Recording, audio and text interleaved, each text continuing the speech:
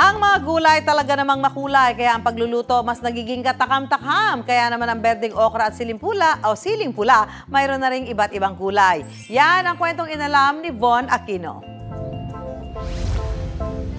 Ang berdeng okra meron na raw kulay pula. At ang siling pula kulay lilaw o binaraw. Imbis na paganon, wala naman daw dapat ipag-alala dahil kahit naiiba ang kulay, ito pa rin ang lasang nakasanayan.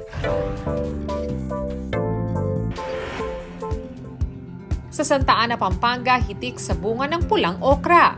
Si red okra po hindi po siya typically grown dito sa Pilipinas po. Yung mga usual po na nagtatanim po ng red okra is ginagamit lang po siya as ornamentals. Kami po naghanap po talaga ng mga variety na rare po. Kagaya po sa kulay, shape, kinoconsider din po namin yung mapabilis po yung yield.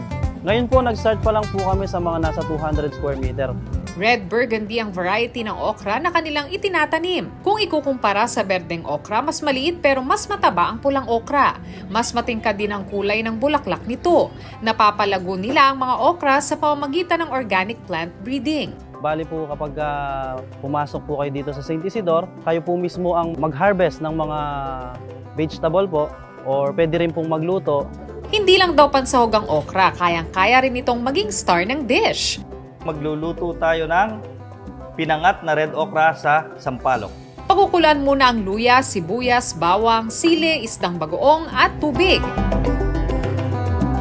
Saka ibubuhos ang katas ng sampalok at pulang okra. Meron po kasi siyang red pigmentation po. Ngayon kapag po napunta po siya sa ng sobrang init, bumabalik po siya doon sa dating pagka-green.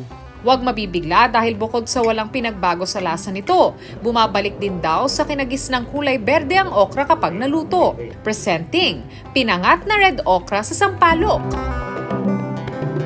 Doon sa green okra po kasi mas madulas po siya compared dito sa red na hindi masyadong madulas. Sa malamig na kabundukan ng Benguet, kumpul-kumpul naman ang kulay lilaw ubing sili. Nung po pumunta kami sa orchidarium, nakita po namin itong purple chili, tapos sinubukan po namin itanim. May po dito 2,000 na potted purple chili yung nakapaso po. Malamig kasi dito sa Benguet, kaya madali yung tumubo yung purple chili. Dapat alam mo na ang purple chili ay isa lang sa maraming kulay ng sili.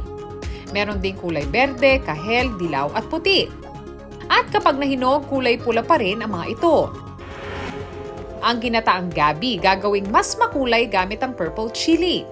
Una mo nang ipiprito ang karne ng baboy, saka igigisa ang bawang, luya, sibuyas at purple chili.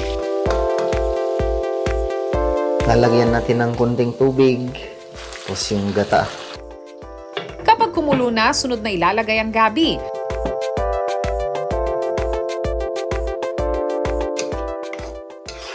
At lantakan na yan! Masarap, katamtaman lang ang anghang. Mas malasa itong purple chili. Iba man sa kinagisnan nating gulay, wala naman daw dapat ikabigla lalo na't kulay lang ang nag-iba. Ang mahalaga, masustansya pa rin ang ating kinakain. Ako si Von Aquino at yan ang kwentong dapat alam mo.